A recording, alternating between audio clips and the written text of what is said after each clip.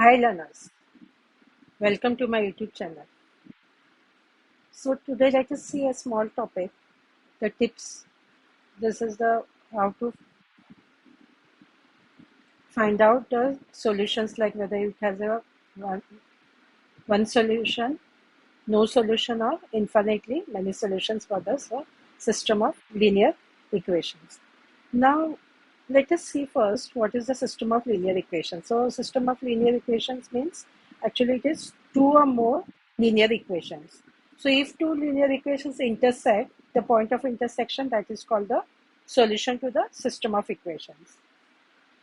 So system, when do we say that system has one solution? When two lines have different slopes, the system has only one solution. And when the system has no solution, here there is where they have different slopes, and here when two lines are parallel and have different y-intercept, the system has no solution.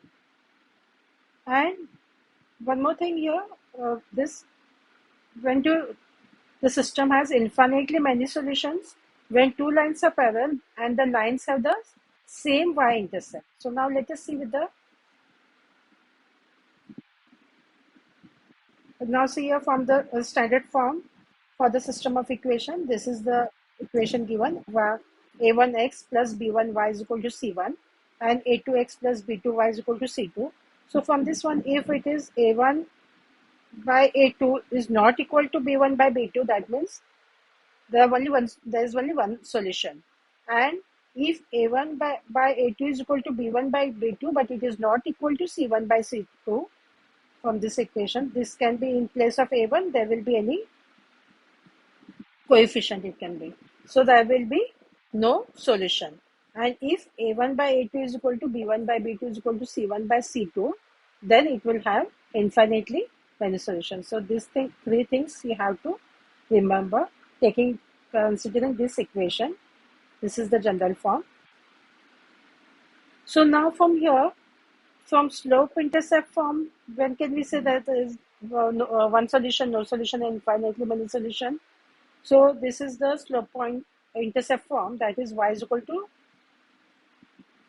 mx plus b means, but here we have, since we have two equations, so we can write here y is equal to m1x plus b1, and here is y is equal to m2x plus b2.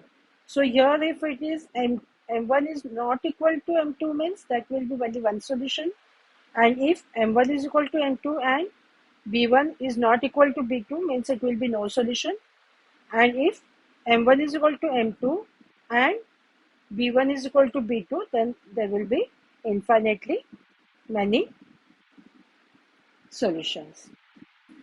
So by this one, we have completed this part, only the short in brief about how to see, but the examples we'll see in the later videos.